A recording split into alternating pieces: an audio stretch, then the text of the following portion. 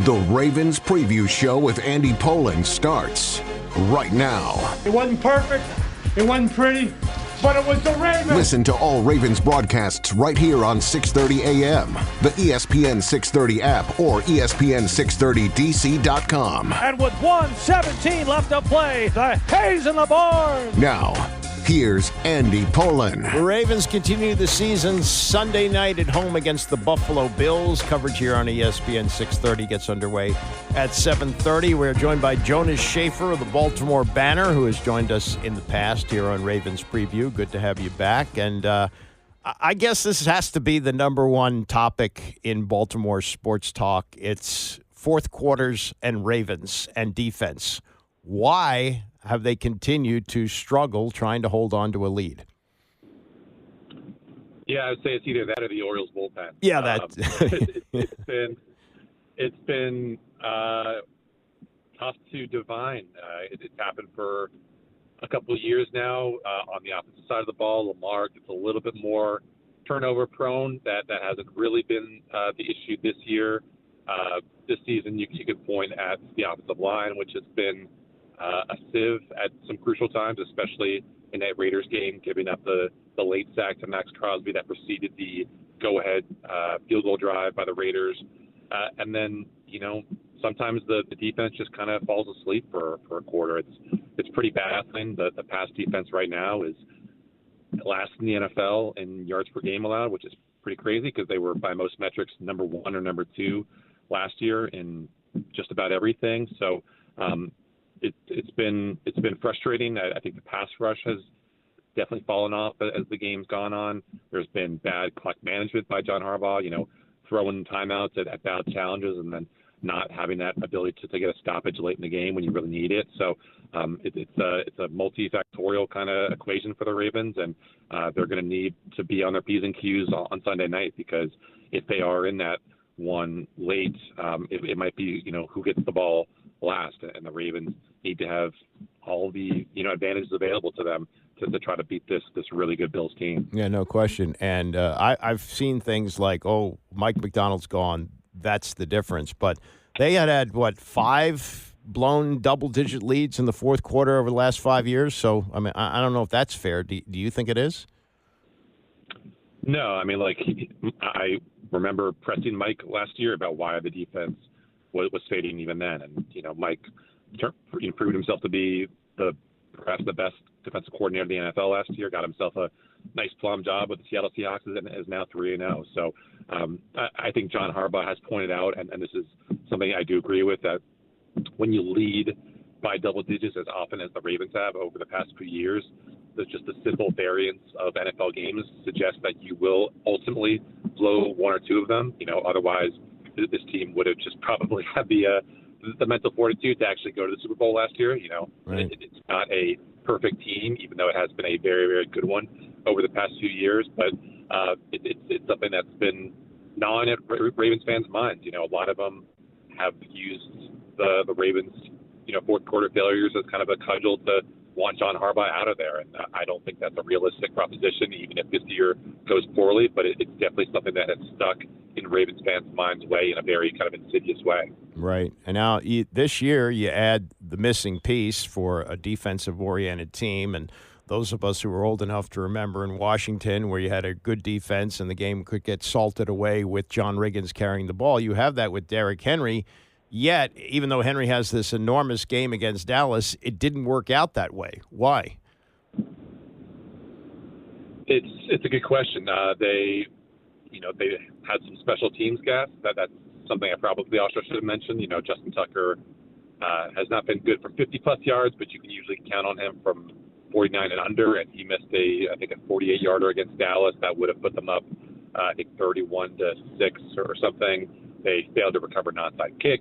When they did recover the next onside kick, they went 3 and out and could not, put points on the board to distance themselves. They didn't really lean into rushing the ball to end the game until that final drive. And even then, Derrick Henry got 2 carries, like 1 yard and maybe 0 yard. Remember, it was Lamar with that read option keeper going up the gut to put that game on ice. So it's a little bit harder, I think, to run the ball in that fourth quarter when everyone is expecting you to, and maybe you are not as committed to, beating teams with play action as you perhaps should be. They are surprisingly low in their usage there, but I think they're still figuring things out. And obviously, the offensive line is not what it was last year, and that's going to be, I think, a big determining factor in just how well this season goes and how good a season that Derrick Henry has up front, of course. Talking to Jonas Schaffer, covers the Ravens for the Baltimore Banner. You mentioned Justin Tucker, and we're in an age now where 60-yarders are routine. We had another one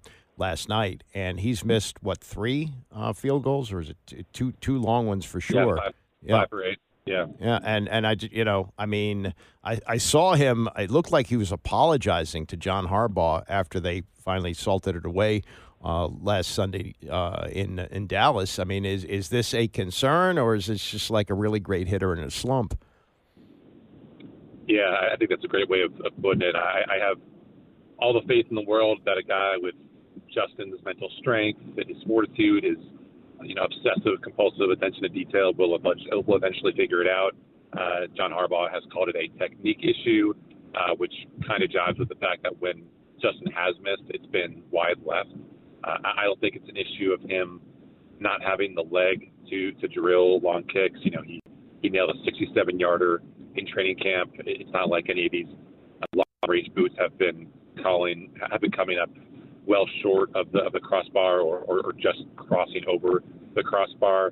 But it's definitely worrisome because, to your point, when kickers around the league making 50-plus yarders look so easy, and then you have Justin struggling with those and now perhaps starting to miss 40-yarders, you wonder, is this Ravens special teams unit, which has been traditionally one of the best in the NFL, is it perhaps on the cusp of a come down? And we talked to Justin on Wednesday. He said it's not the fault of the holder, it's not the fault of the long snapper, it's solely on me. And I have faith in Justin that he will turn things around. But I tell you, if he misses another seemingly makeable kick or two, especially in a high leverage spot, which has really been, I think, the bugaboo for him, it's just not where he's missing from, but when he's missing in games, then there's going to be some serious agita, I think, Baltimore over, this guy who's going to be a future Hall of Famer. Yeah, it's not just the kicker that's missing these field goals. You think of the way that they play, and when you're in a position on the field where he can hit from 50-plus, you maybe play more conservative. Now that you may have some doubts about him, right? Maybe you're going to take more chances, and that ultimately could lead to more turnovers, Yeah, and that's an interesting conflict, I guess you could say, with John Harbaugh, because if you remember that 2019 season, they were the most aggressive team in the NFL on fourth down. Anytime it was 4th and 1, 4th and 2, it was, Lamar Jackson on a keeper or Gus Edwards up the middle, and they were really, really good about extending drives that way. But over the past few years, John Harbaugh's kind of dialed back that aggressiveness, the fact that, FTN or Football Outsiders, when they do those 4th down aggressiveness charts, he was one of the last in the NFL in terms of aggressiveness. We've seen him be more aggressive this year, which I think is a good sign, but you do wonder how the inconsistency along the offensive line and also now the inconsistency of Justin Tucker might factor into those decisions of whether to go for it or to punt it. Yeah. Last thing on Lamar, and we are going through agita here every time Jaden Daniels carries the ball. Lamar, at this stage of his career, is still carrying a lot. He's gotten his weight down. His weight is pretty similar to what Daniels is. You would have thought that he'd be running less, but as he needed to make the play to seal the game on Sunday, he ran. Is there still concern? I mean, we're only, 3 games into a season that's going to go 17. Do they feel comfortable with the amount of runs that he has per game? I think they would definitely like to see it cut down. He got asked a lot of questions about it after that Kansas City game, and he kind of brushed them off. And, John Harbaugh said that there's always a line that they're trying to strike in terms of their balance. But it is funny that you bring up Jaden Daniels, Andy, because I think Lamar, I have asked him about what his weight is, and he doesn't want to say, but it was rumored to be about 205 pounds, which is actually the weight that Jaden Daniels did not want to weigh in at the NFL Combine. So he's perhaps playing at a weight less than what Jaden felt comfortable putting on record for all the teams evaluating him. He's looked good. He's looked mobile, agile, fast. But man, I would be lying if I told you that I'm not holding my breath on some of these hits, just because it's just some of the innocuous ones that can knock you out for a month or a season, and it's obviously those legs are what's powering this Ravens offense. But I do wonder if he has enough body armor on him to sustain, the course of a 17-game season. Yeah, well, they are playing at home. They're slightly favored, a 1-2 team against a 3-0. But that's how the NFL works. Do you see the Ravens winning this game Sunday? I don't. I'm actually surprised by how many of my fellow Baltimore media colleagues are picking the Ravens. I do think it'll be a close one. I think my pick that went up today was Bills 26, Ravens 24. To me, it just comes down to Josh Allen looks like the best player in the NFL right now. I think Buffalo has the superior offensive line, especially with the Ravens maybe having their starting left guard out for this game. And then you just look at, which defense has been more reliable. It has been Bills defense, despite all those injuries up the spine of their defense. The Ravens have been really, really poor defending the middle of the field against opposing quarterback this year. And surprise, surprise, Josh Allen is perhaps the most efficient quarterback in the NFL throwing over the middle. So for all those reasons, I do think Buffalo will pull this one out and drop the Ravens to 1-3. Very good. Good to talk to you. Thanks for the time, Jonas. Appreciate it. Thank you, Eddie. Appreciate it, man. Jonas Schaffer, Baltimore Banner. Coming up, you'll hear from John Harbaugh. You'll also hear from Kyle Van Noy and analysis of what will happen Sunday from Chris Sims and Mike Florio. It's Ravens Preview on ESPN 630. Ravens on 3, 1, 2, 3. This is the Ravens Preview Show presented by Verizon. Here's Andy Pollin. All right, Ravens and Buffalo Bills Sunday night in Baltimore. It's the 12th meeting between the teams. The Ravens lead the all-time series 6-5. Last meeting was in Baltimore. It was 2 years ago. And the Ravens held the ball for 38 minutes. Lamar Jackson ran for 73 yards, but he threw 2 interceptions, and Buffalo won the game 23-20. Josh Allen also ran for 70 yards. I don't think he will have that kind of total on Sunday night, but Lamar could do it as he's been running seemingly just as much as he did when he first came into the league, but they needed all of it last Sunday in Dallas to close out that game. As for what will happen on Monday, Phil Sims and Mike Florio on Pro Football Talk with a preview. I think there's 2 things I like about the Ravens, right? I think the Ravens are crazy if they don't continue to play the way they did last week. Run the ball, right? They had a lot of run plays that kind of look the same, that are different, or that, were different, but they look the same, whatever way you want to say it. And all the sexy big plays in the pass game and all that will come if they continue to do that right there. And I think it's one spot of their team they have a clear advantage on against a lot of football teams. This Bills team, they're good. There's no doubt. They're a little bit more physical than in the past. But we've seen that you can run the ball on them. We saw Arizona and Miami run the ball on Buffalo. I think Baltimore will be able to do that, let alone it is still Lamar Jackson throwing the football. I think the other side of that, too, is you're not going to run the ball on Baltimore. That's not going to happen. I don't think the Bills will be able to run on them that successfully. And I think taking that little element out of their game plan, I'm not sold their passing game can just live on its own yet. Not with some of these, the formula of the tight end and the young receiver and all of that. So I'm going to go 28-24. Ravens get the win at home. A little more desperate of a team here. 23-20 Baltimore, and you're right. It's a tough environment, night game. Ravens salty after the win on Sunday. Lamar Jackson was being recorded by Marlon Humphrey, and he's like, hey, we shouldn't be on Instagram Live right now. I mean, there was nothing to celebrate. They almost blew it, and that's what they need to learn. Get the lead, hold the lead, don't blow it late, and I think that they are, and they'll know by then that the Steelers have won. If you and I are right about that, all the more reason for the Ravens to not blow it week 4 at home against the Bills.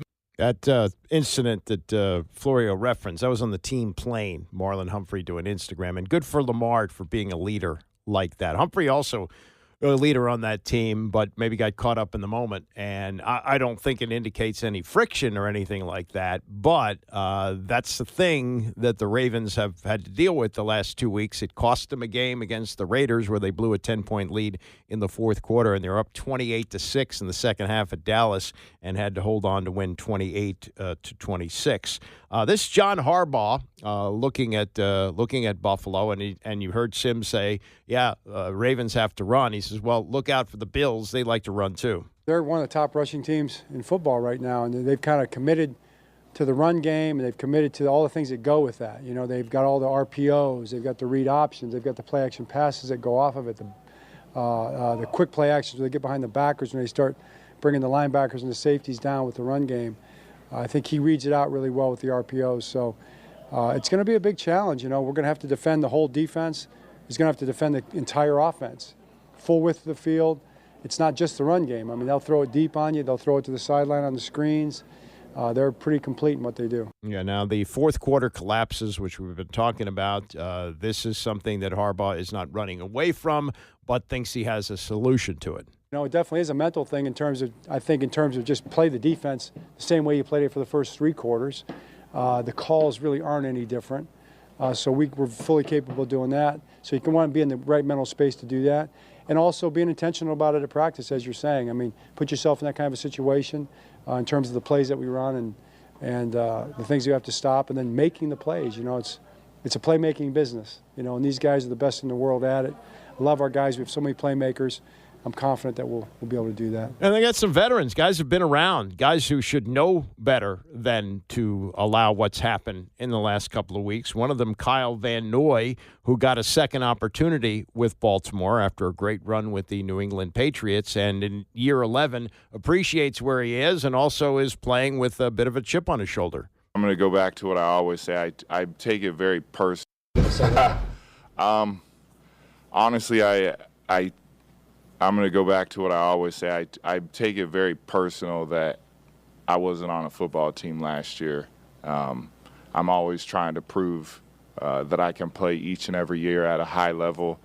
I have goals and dreams that I'm always chasing, and you know, I feel like I've been underrated my whole career, and I'm just going to continue to work. And I feel like I've done that in the off season. I've done that while I'm here. Harbaugh's done a great job of, and Zio, of helping me, you know, continue to develop as a leader and empowering me to be more of a leader. So I just appreciate everything they've done to me since I've been here and just continue to help the team win. But I just have this chip on my shoulder that's probably never going to go away. Yeah, now he has been through these type of games before. Remember, he played with Tom Brady. So you had the Brady-Manning matchups over the years, the Aaron Rodgers. He's seen this before. So you have the defending MVP in Lamar Jackson, and at this point, if you had to pick an MVP in the league, it's Josh Allen. He's looked terrific in these first three games. And so here's a guy who's looking at this as not his first rodeo and kind of a preview of what we're likely to see on Sunday. I've been able to see a lot of these cool matchups, and, you know, I got to be on the field with Tom as my quarterback and Aaron going against Aaron Rodgers. Like, that was a special one. So, yeah, it does. I love football. I'm kind of like you guys in a way, like media as well as fans, right? So I enjoy that kind of nostalgia. I hope that's the right word.